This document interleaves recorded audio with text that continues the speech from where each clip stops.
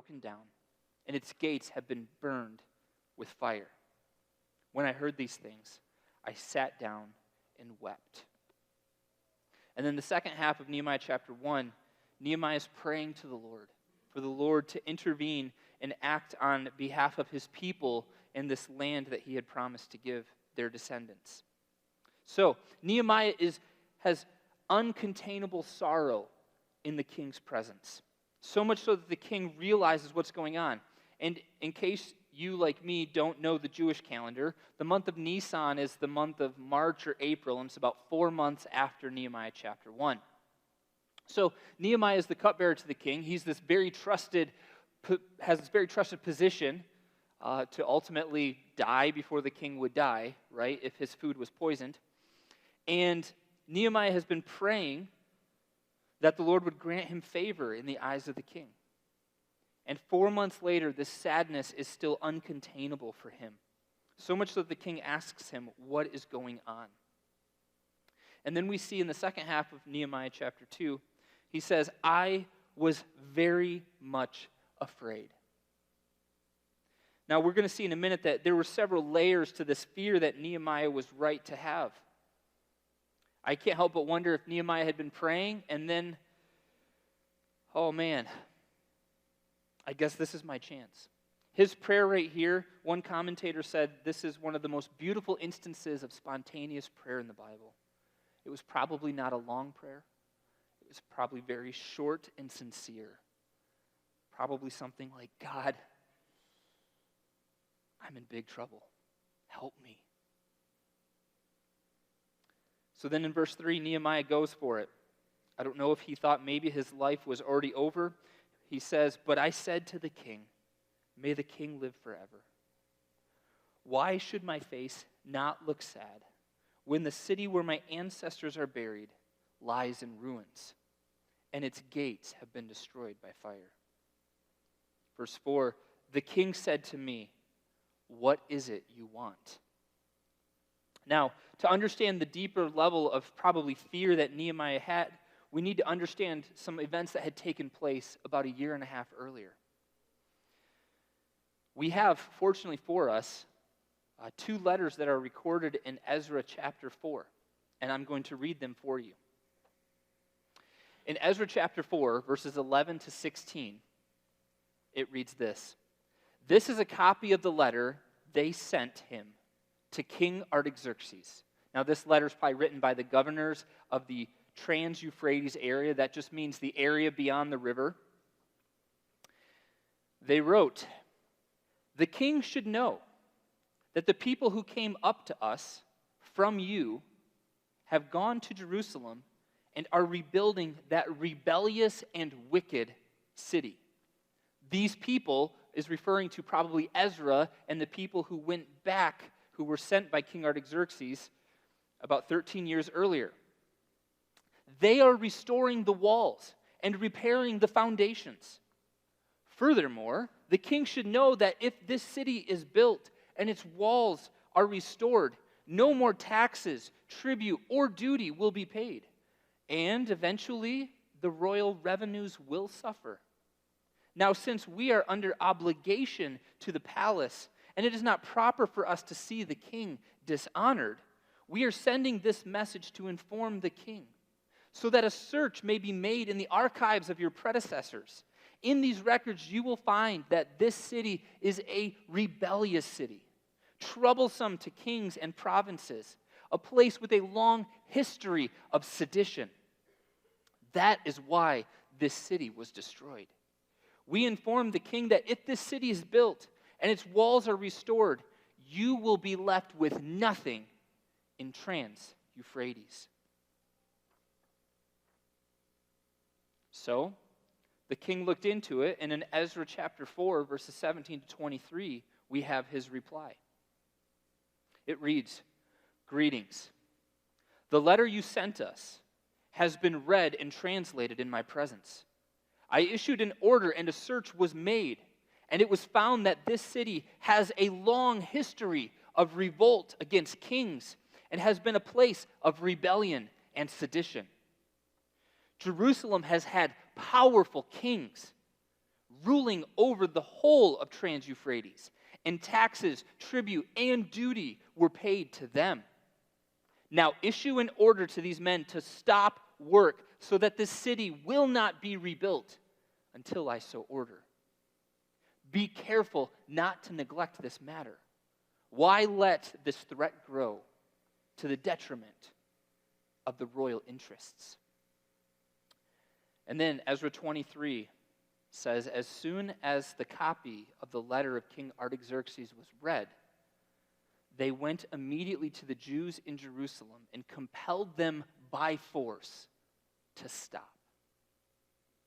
So these letters give us a little bit of the history. They tell us a little bit of what caused this work of restoration on Jerusalem to come to a screeching halt.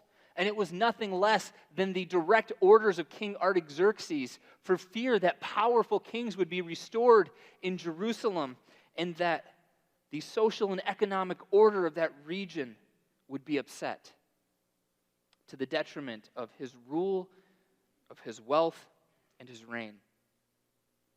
So when the king says to Nehemiah in Nehemiah chapter 2, verse 4, "What is it you want?" there are some powerful layers underneath that. Nehemiah then tells us, "Then I prayed to the God of heaven,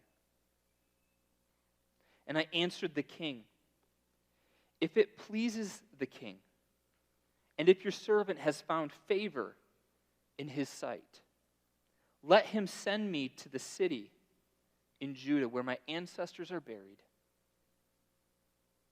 so that I can rebuild it." Then the king, with the queen sitting beside him, asked me, "How long will your journey take? And when will you get back?" It pleased the king to send me, so I set a time. I also said to him, "If it pleases the king, may I have letters to the governors of Trans-Euphrates, so that they will provide me safe conduct until I arrive in Judah? And may I have letters to Asaph, keeper of the royal park, so he will give me timber to make the beams for the gates of the citadel by the temple, and for the city wall, and for the residence I will occupy." Okay, so Nehemiah, in this brief moment, he prays to God. He feels this incredible weight of what is upon him. And he is asking that God is going to work in and through this king and do nothing less than do a 180-degree reversal of what the king had ordered, to risk all of these things that the king looked into in these archives and realized these histories of these kings of Judah, and risk all of those things. But then Nehemiah doesn't stop there. He goes on to say, "Hey, can I also have these letters of safe passage, so that when the powerful governors of that region are asking me, 'Why are you doing this?' I can say, 'The king had sent me.'" And you know what?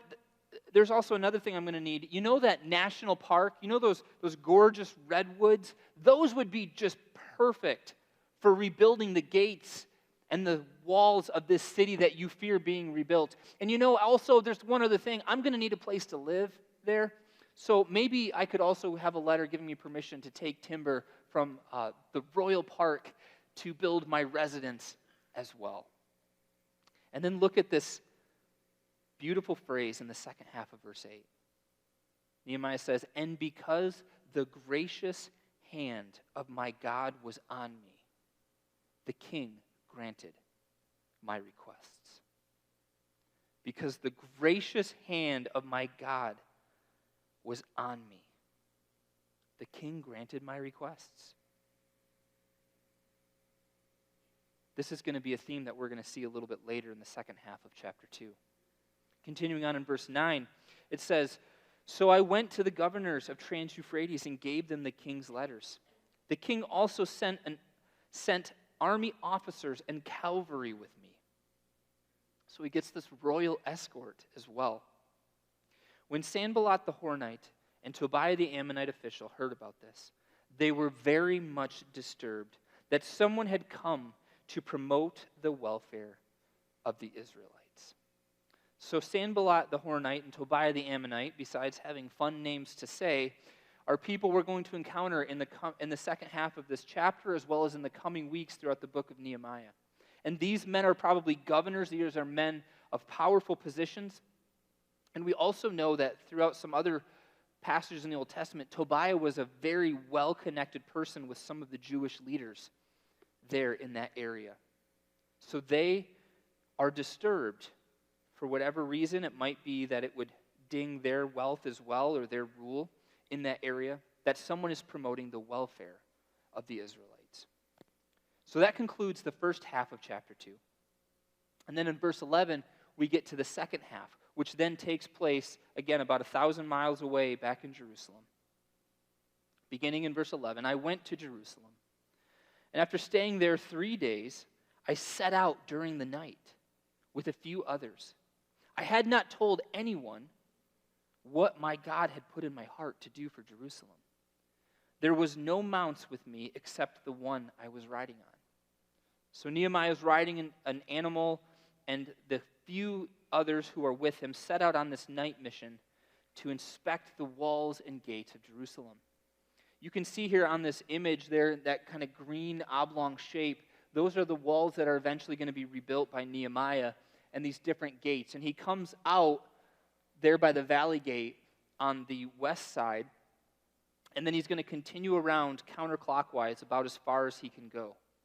So picking up in verse 13, he says, By night I went out through the valley gate toward the Jackal Well and the Dung Gate, examining the walls of Jerusalem, which had been broken down, and its gates which had been destroyed by fire. Then I moved on to the Fountain Gate and the King's Pool, but there was not enough room for my mount to get through. So I went up the valley by night, examining the wall. Finally, I turned back and returned through the valley gate. So Nehemiah goes until he can't go any further. The wall, the terrain leading up to the city there is very, very steep, and so he hits a point where he can't go any further on his mount, but he inspects the walls as much as he is able to, all the while keeping his mission very close to the chest.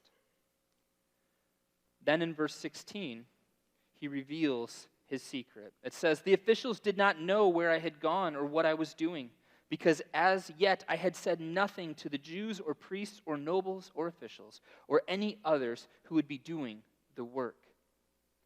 Then I said to them, You see what trouble we are in? Jerusalem lies in ruins, and its gates have been burned with fire.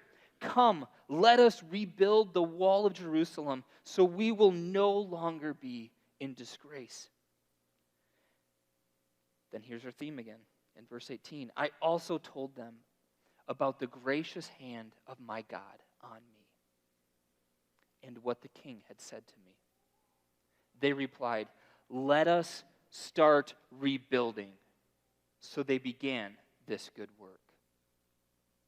Now, unfortunately for Nehemiah, that's not the end of it, it's merely the beginning. And as we're going to see in the coming weeks in Nehemiah, as progress is going to be made on the walls, opposition is also going to mount against them. And we see that in verses 19 and 20. So when Sanballat the Hornite, and Tobiah the Ammonite official, and Geshem the Arab, who was probably a powerful leader of a number of Arab tribes, so he probably had kind of his own army traveling with him, when they heard about it, they mocked and ridiculed us. What is this thing you are doing? They asked. Are you rebelling against the king? Notice that accusation that's there to this very sensitive issue. The king had already had and expressed his concerns about powerful kings and rebelling against him. And if you're anything like me, I would have responded, hey, I have letters from the king. It's all right, it's all right. Here they are. But that's not how Nehemiah responds. In verse 20, he says, I answered them saying, the God of heaven will give us success. We, his servants, will start rebuilding. But as for you, you have no share in Jerusalem or any claim or historic right to it. Nehemiah knows very clearly that his mission is not going to succeed because King Artaxerxes has said he has permission to do it. He knows his mission is going to succeed because the God of heaven is the one who's going to grant success. And he knows that it was the God of heaven who was able to make this pagan king do a 180 on his position and really go against what would probably be in the king's best interests. And we're going to see that play out in the coming weeks.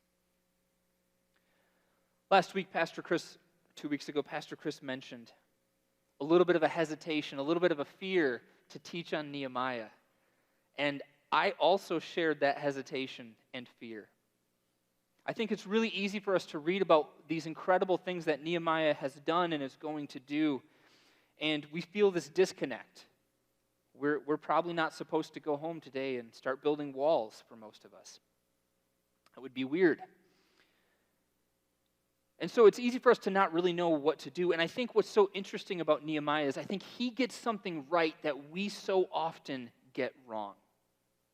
And I'm going to call this a straw man in the sky. So a straw man is a logical fallacy, okay?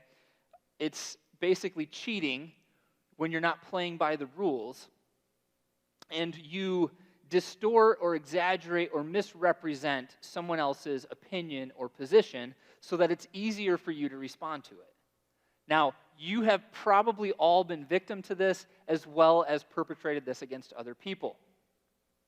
My wife and I, we had been married about 3 years, and we realized that we were not good at fair fighting. And statements like, you always, or you never, were taking place more than they should have. Because we know, if we're honest, almost nothing is an always or never statement. And so we sort of instituted this rule, okay, if someone says something like that, we can say, that's not fair. We know that. We so often want to distort or simplify other positions so that they're easier for us to respond to them because we don't really want to take the time to deal with them. And what I'm calling a straw man in the sky is I feel like I have been confronted with this multiple times this week. I've seen this play out in different people's lives, where what we want to do is we want to highlight a couple of the features of God, of his character, of his nature, that are most convenient to us, so that then we feel permission to go on doing what we want to do. And I think if you're not a follower of Jesus, it's really easy to do this. It's really easy to focus on the love of God, but we don't really want to talk about his holiness. We want to have permission to keep doing what we want to do. And so we are very tempted to craft God as this straw man, so it's easier for us, so we lose less sleep over it. And I want to caution you that if you don't believe in God, you need to make absolutely certain that what you don't believe in is not a false representation of who he really is. If you want to know who he really is and what he's really like, take and read. But make sure you're getting it right. Don't risk and gamble with your eternal soul.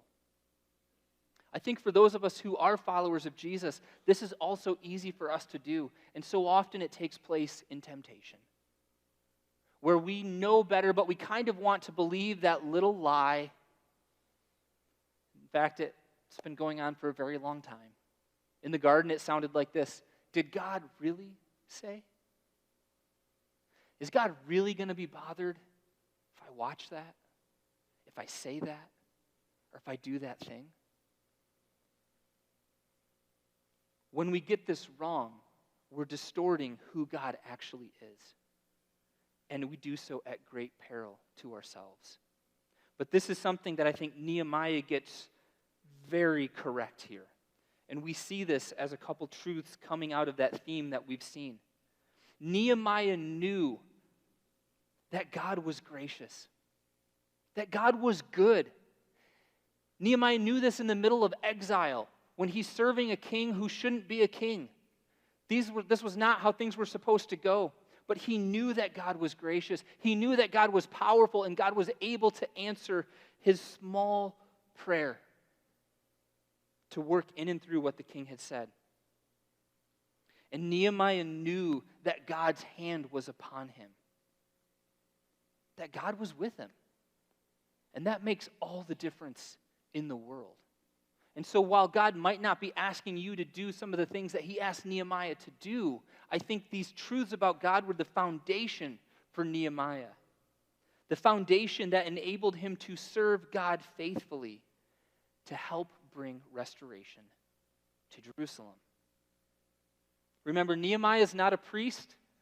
He's not a prophet. He was a gifted administrator. He probably loved Excel sheets. That's who he was. But God placed him in this position of service to the king in this foreign city in Susa. And Nehemiah, clinging to these truths about the nature and character of God, that is what enabled Nehemiah to do these great things for him, to faithfully serve and bring restoration to the city of Jerusalem. And there's kind of this incredible irony that's taking place here, because this very thing that King Artaxerxes feared, that these people who wrote these letters in Ezra were warning him against, that powerful kings might come, that is exactly what's going to happen. I racked my brain a lot. I had a good conversation with Chris about this.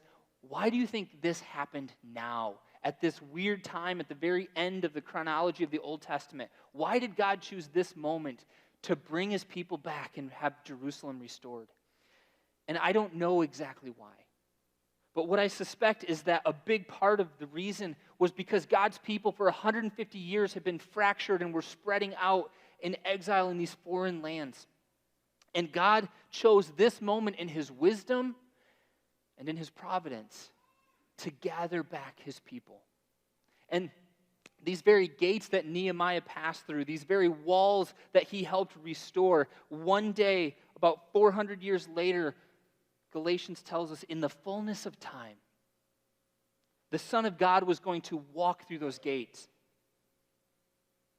He was going to walk up the steps of the temple that had been restored. And he was going to clear out the money changers who had set up their tables in the court of the Gentiles, where people like you and I who were not of Jewish descent, that was the closest they could get to worship God in the temple. He's going to clear those tables out and say, "How dare you make my Father's house a den of thieves? My Father's house is to be a house of prayer." And then when people ask Jesus and they say, "Hey, by whose power and authority are you doing these things?" He's going to say, "It's a wicked generation that asks for a sign. But I'll give you one. Destroy this temple in 3 days, and I will rebuild it." And John tells us that Jesus was speaking about the temple of his body, because those fears that King Artaxerxes had were going to be true. Jesus was going to come, and he was going to completely turn on its head all of history, upsetting social and economic orders and governments and kings and rulers. But I want to suggest to you guys that we have some incredible similarities with Nehemiah. So in asking the question of what should we do, if Nehemiah knew that God was gracious, how much more should we know now that he has sent his Son to die for us, the character of God? Jesus said, if you want to know what the Father's like, all you have to do is look at me. How much more should we know confidently the character of God, that he is gracious? And beyond that, after Jesus died and rose again, he sent the Holy Spirit to be with his children, to dwell within us. So if the hand of God was on Nehemiah, how much more is the hand of God upon you who are his children? That should be our foundation, so that we are able to faithfully serve God wherever you are, in your family where God has placed you, at your job, in your neighborhood. Jesus has come and has reconciled lost sinners and has restored us to right relationship with him.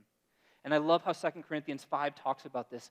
Basically, Paul is saying in 2 Corinthians 5 that because of what Jesus has done for us, we now get to be ambassadors and representatives of Jesus. We get to have this ministry of reconciliation, so that we should be people who are putting out fires, probably not creating them.